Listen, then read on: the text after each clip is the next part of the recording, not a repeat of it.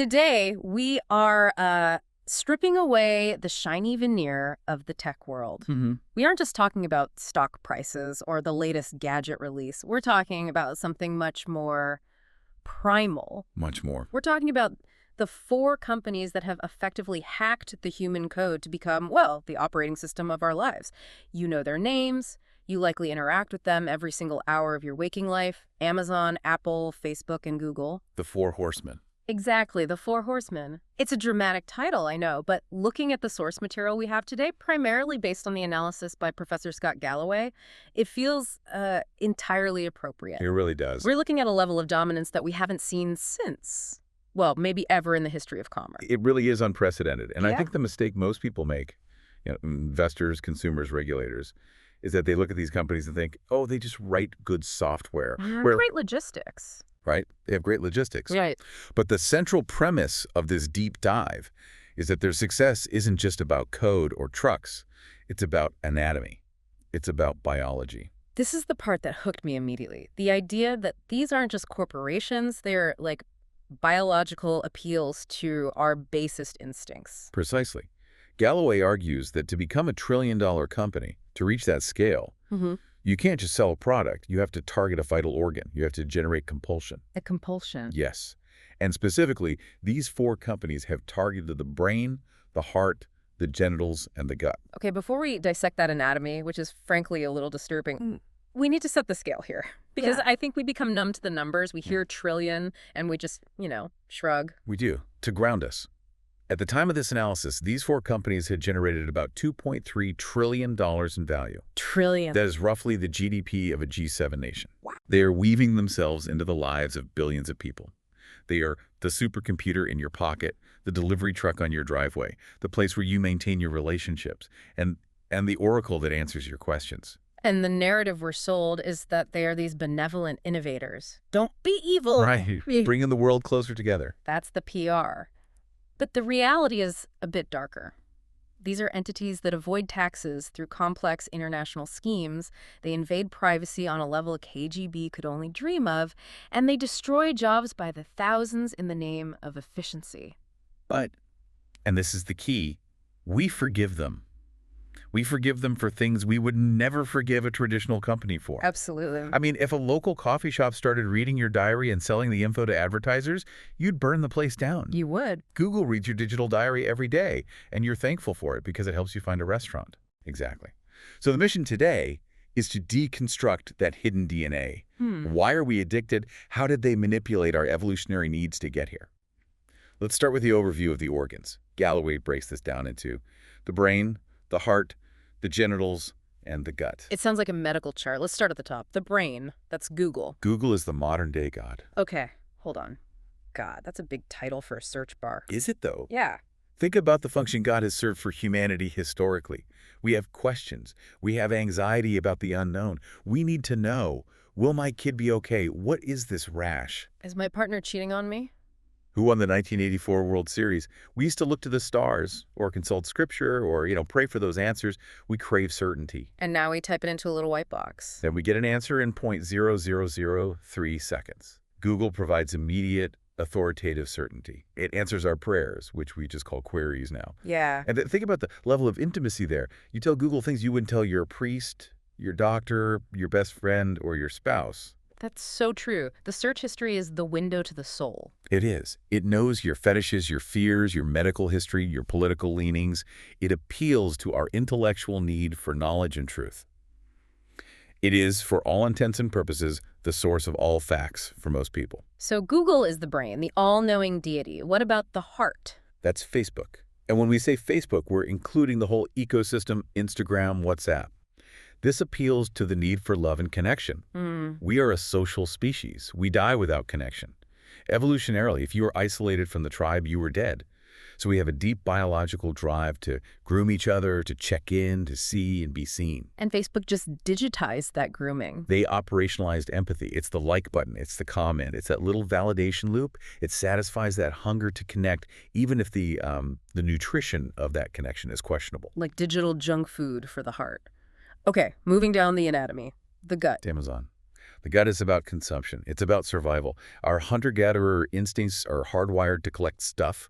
If you had more stuff, more wood, more food, more tools, you survived the winter. If you had less, you died. So the impulse to buy 10 pairs of socks I don't need isn't just capitalism, it's survival. In a way, yes. It's a distorted version of it. Amazon appeals to that gluttonous instinct to have more, faster, with less effort. It bypasses the brain, the rational part that says, do I need this? It goes straight to the stomach. I want it. I get it. Which leaves the one that always makes people chuckle, but it's actually dead serious. The genitals. Apple. The most valuable company in the world is sex. It's sex, it's mating, it's status. Apple realized before anyone else that technology wasn't just about computing power. It was about signaling. Signaling. In evolutionary terms, you need to signal to a potential mate that you have good genes, you have resources, and you are part of the elite tribe. It's the peacock feather. Exactly. Yeah. Carrying the latest iPhone, wearing the Apple Watch, that is a signal. It says, I have taste, I have money, I am part of the innovation class. It makes you a more attractive mate. It appeals to our desire to be admired. Wow. So we have God, love, consumption, and sex. They've basically cornered the entire human experience. Precisely. And because they target these instincts, they are incredibly hard to quit. You can't just decide to stop needing connection or social status. It's biological. Before we dive deep into the specific strategies of each, I want to touch on the economic reality of this. Because while they are satisfying our organs, they are kind of starving the economy in some ways, aren't they? The outline mentions a specific comparison regarding job creation. This is the winner-take-all economy. Yeah. And it's a critical point. We need to look at the disconnect between the value these companies create for shareholders versus the value they create for the broader society, specifically in jobs. Okay. Let's compare the old guard to the new, General Motors. The titan of the 20th century. Right. At its height, GM created about $231,000 of value per employee. That's a solid number. It means to create wealth, you needed to hire people. You needed factory workers, middle managers, logistics teams. It built the middle class. And now let's look at the horsemen. Look at Facebook. At the time of this analysis, Facebook created $20.5 million per employee. Wait, let me make sure I heard that right. $20 million per person. Correct. It's an enterprise worth hundreds of billions, run by a workforce the size of a large town. It defies the law of large numbers. Usually, as a company gets huge, it gets slower and less efficient. These companies are getting bigger and more efficient. That's insane. It's the economic output of a G10 country generated by the population of a single neighborhood in Manhattan. Which is great if you are one of those employees or a shareholder. But for the rest of the world, it means the wealth is concentrated at the very top, and the middle is getting hollowed out. It does. And that's the shadow hanging over this whole discussion. We love the products, but the economic structure is arguably parasitic. But let's break them down one by one to see how they do it. Okay. Let's start with the gut. Let's talk about Amazon. The hunter-gatherer's paradise. Yes. Galloway breaks this down into a really interesting evolutionary distinction. For 90% of human history, our survival depended on hunting and gathering. Right. And there's an evolutionary psychology aspect to how men and women typically shopped or foraged based on those historical roles. Now, we're generalizing here, but the data does bear this out regarding shopping behaviors, right? Yeah, it does, on average. Yeah. Historically, men were typically the hunters. The biological imperative for a hunter is speed and risk. You see the prey, you kill the prey, you get it back to the cave before a predator gets you or the meat spoils. It's high focus, low patience. That is my husband at the mall. I need a TV. I see the TV. I buy the TV. I leave. Exactly. That is the male shopping experience. It's a mission, kill and retrieve. So true. Women, historically the gatherers, had a much more nuanced job. Foraging requires inspection. Is this berry ripe? Is this root poisonous? Is this the best value? You have to compare, take your time, use your senses. It's about detailed assessment and minimizing risk. So traditional retail was usually set up for the gatherer, right? Browsing, comparing, touching the fabric. How did Amazon win both? Well, Amazon was originally built for the hunter. Search, click, buy, done. It was the ultimate kill and retrieve tool. If you knew what you wanted, Amazon was heaven. You didn't have to talk to a salesperson. Right. But over time, they've reduced the friction so much. With reviews, people also bought 360-degree views and one-click ordering that they made gathering effortless too. They took the labor out of foraging. And in doing so, they've basically declared war on traditional retail. The source material calls traditional retailers the walking dead. It's a brutal description, but it's pretty accurate. Traditional retail relies on people walking into a store. To get people in, they have to run sales. 40% off this weekend. That erodes their margins. Galloway calls this the cholesterol of retail. Cholesterol of retail, I like that. You can survive on sales for a while, just like you can survive with high cholesterol, but eventually your arteries clog and your heart stops. Because Amazon doesn't care about margins in the same way. Amazon is playing a zero-sum game. Their growth comes directly out of the hide of everyone else. And it's not just stores closing, it's the type of jobs being lost.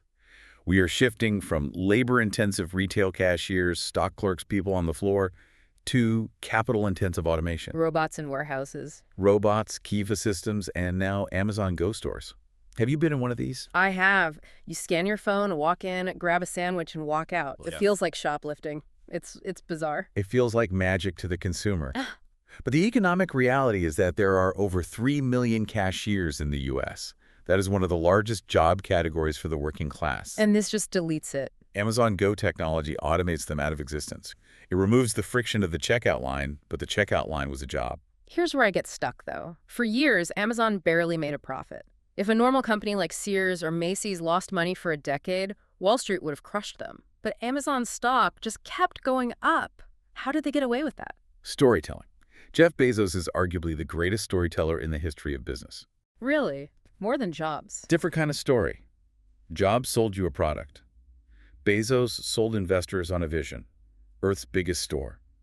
He convinced the market to replace the desire for short-term profits with a desire for growth and dominance. So, while Walmart is getting punished if their earnings drop by a penny because they invested in a new website, Amazon investors are saying, take all the money you need, Jeff, just get bigger. Precisely. This gives Amazon a superpower. Cheap capital. They have access to money at a lower cost than anyone else. This allows them to take what Bezos calls Type 2 risks. Okay, define that. What's the difference between a Type 1 and a Type 2 risk? A Type 1 risk is a door you walk through and can't come back. It's existential. If you bet the whole company on a strategy and it fails, you die. Right. A Type 2 risk is a two-way door. Yeah. You walk through, look around, and if you don't like it, you walk back out. Like the Fire Phone? Exactly. The Fire Phone was a disaster. It cost them hundreds of millions. For a smaller company, that's a bankruptcy event. For Amazon, it was a Tuesday. A rounding error. They wrote it off and moved on. Because they have so much capital and investor trust, they can take huge Type 2 risks. They can experiment with drones, with floating warehouses, with Hollywood studios. Most of them might fail, but one of them might be Amazon Web Services or Prime. And AWS turned out to be the most profitable part of the entire company. Right. And that profit engine allows them to build moats around their business infrastructure, like planes, warehouses, and shipping networks that no competitor can afford to replicate. You can build a website. You can build a website, but you can't build a logistics network that delivers to a doorstep in 1 hour without billions and billions of dollars. And now they're moving towards zero-click ordering. That sounds ominous. That's the end game. Prime squared. They want to remove all friction. With Alexa, you don't even look at a screen. You just say, Alexa, buy batteries. Okay. And here's the kicker. Alexa doesn't ask, do you want Duracell or Energizer? She sends Amazon Basics. Exactly. This is the death of the brand. If I'm not visually choosing the brand loses all its power. Amazon becomes the brand. Wow. And eventually, they want predictive shipping. They know your habits so well, they'll send you the toothpaste before you know you're out. You just open the box. If you don't want it, you send it back. But you probably will want it. That is terrifyingly convenient. It's efficient, but it removes all choice. It's almost authoritarian in its convenience. Okay, let's pivot from the gut to the genitals. Let's talk about Apple. Apple, the firm that realized tech wasn't enough. They had to become luxury. The source material makes a bold claim here. Apple is not a tech company anymore. It's a luxury company. It's the best house in the best neighborhood. Think about the neighborhood analogy. Okay. In real estate, you want the best house in the best neighborhood. Tech is a tough neighborhood. Products become commodities very quickly. Computers get faster and cheaper every year. That's Moore's law. If you sell a commodity, your margins get squeezed. Everyone is fighting on price. My laptop is $50 cheaper. Right, but luxury. Luxury is the best neighborhood.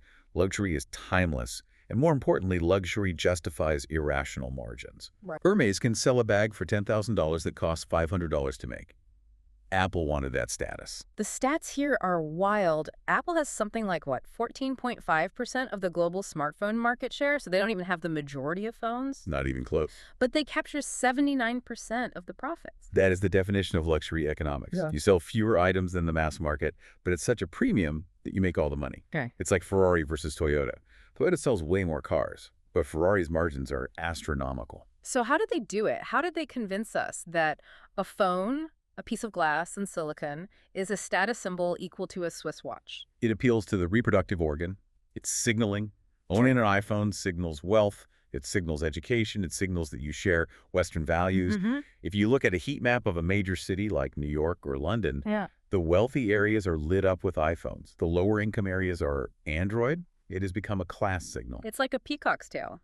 It serves no survival function, but it attracts a mate. Exactly. It's irrational. You don't need a $1,200 phone to browse Instagram or send emails. A $200 Android does that fine. But you want the iPhone because it makes you feel closer to perfection. So how did they build that? The analysis breaks down 5 attributes of a luxury brand that Apple nailed perfectly. This is a really useful framework for anyone in business. Run us through them. Okay, number 1, an iconic founder, Steve Jobs. He wasn't just a CEO. He was a messianic figure. Right. His death elevated him from celebrity to saint. It immunized the brand. When the Maps app failed and the antenna didn't work, people forgave Apple because they believed in the higher vision of Steve. We attribute a soul to the corporation because of him. We do. Number 2, artisanship, the obsession with detail. The design isn't just functional, it feels inevitable. The simple lines, the materials, it feels like jewelry. You want to touch it. It does. Number 3. Vertical integration. This is the genius of the Apple Store. The temples. They're temples. Think about the traditional way you bought a computer or a phone. You went to Best Buy or a carrier store. It was cluttered, smelled like stale popcorn, and the salesperson was pushing whatever had the highest commission. Or you're buying a high-end watch, but you're buying it at a department store counter next to the discount perfumes. It cheapens the experience. Exactly. That kills the luxury vibe. Apple realized they had to control the entire environment, the lighting, the smell, the geniuses who help you. It elevates the transaction. And it works. It works. Apple stores generate more revenue per square foot than almost any retailer on Earth, including luxury jewelry stores like Tiffany's. That's incredible. Okay, what's 4? Number 4, global reach. The global elite are a homogenous group. Whether you're in New York, London, Dubai, or Tokyo, the wealthy wear the same clothes, carry the same bags, and use the same phone. An iPhone is a passport to that global republic of wealth. And finally, number 5. Price premium. High prices are a feature, not a bug. If the iPhone costs $200, it would lose its status appeal. The fact that it hurts to buy it is part of the point. Well, It shows you can afford the pain. It signals exclusivity. this luxury status also gives them a weird shield against the government. Mm. We have to talk about the San Bernardino case. This was a pivotal moment. The FBI wanted Apple to unlock the phone of a terrorist shooter. A clear-cut case of national security, and Apple said no. Tim Cook stood his ground. And people cheered for them. It was amazing. A lot of people did, especially the younger generation and the tech elite. Imagine if BlackBerry had refused the FBI 10 years earlier. Congress would have shut them down. Oh, for sure. But because it was Apple, because we have fetishized this object, we saw it as a defense of our personal sanctity. We view the iPhone as sacred. It's above the law. We've decided that our phone is more private than our house or our car. If the cops have a warrant, they can search my house. Right? But Apple says they can't search my phone. Which is fascinating, considering who we do share our secrets with. Yeah. Which brings us to the heart. Facebook. The scale of Facebook is... it's just hard to comprehend. 2 billion users. Yeah. That's more followers than Christianity or Islam. And the time we spend there. The stat is 50 minutes a day on Facebook properties. That's Facebook, Instagram, WhatsApp. That's almost an hour of your life every single day. That's a massive chunk of our waking lives. But why? Why do we give it that time? Because we're lonely. Because we need connection. Yeah.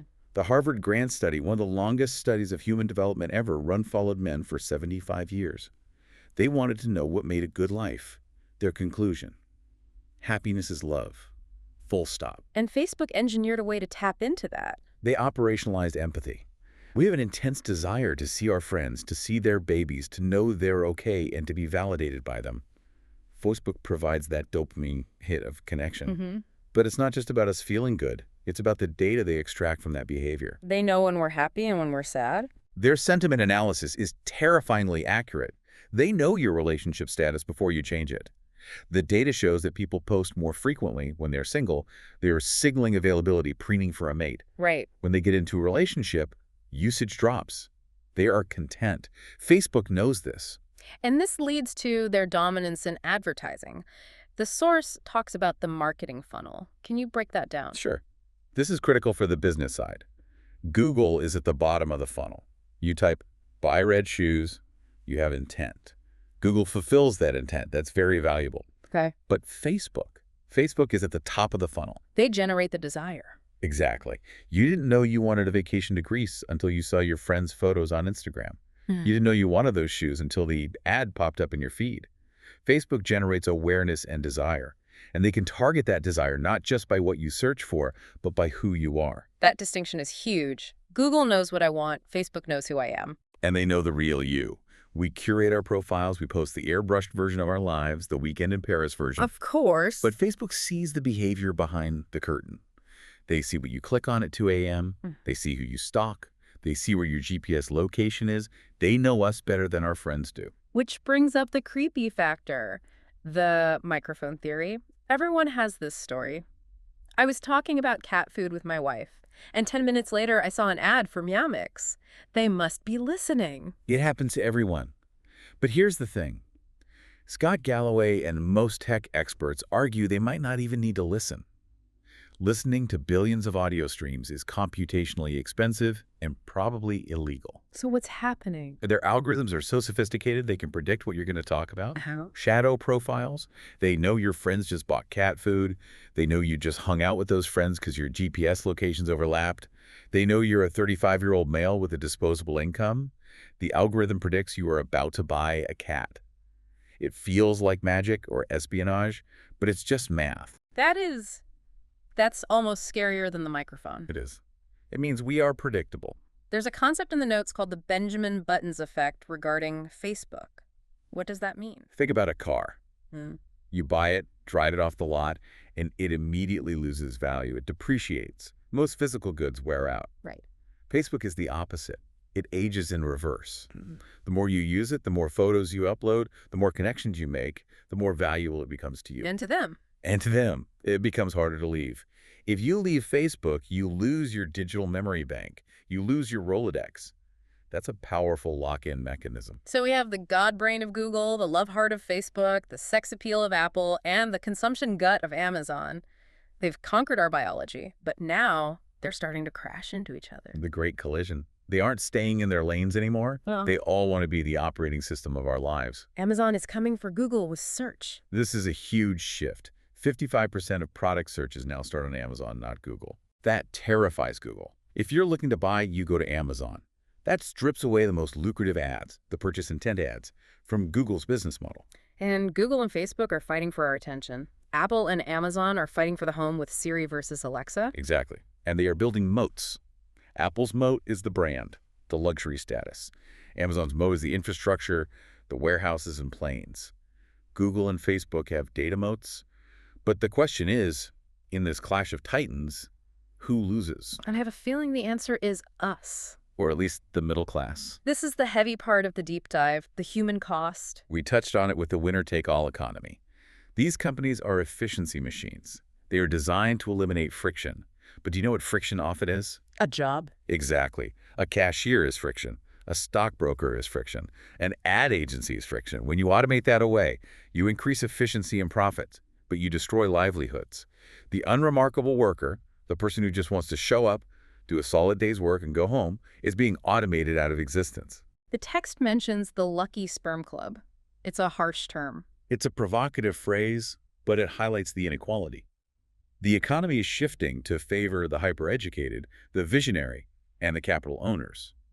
If you have capital to invest in these companies, you're getting rich. If you're a genius engineer who can code the algorithm, you're getting rich. But if you're a regular person, Wages are stagnant, the ladder is being pulled up, the gap between the lords and the serfs is widening.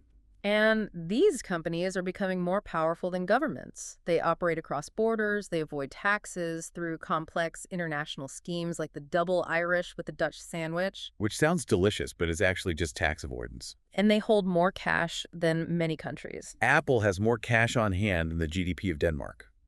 When you have that kind of resource, you can crush any competition. You can buy any startup that threatens you. Facebook bought Instagram and WhatsApp. Google bought YouTube and Waze. Amazon bought Whole Foods. They don't just compete, they acquire. It feels like the game is rigged.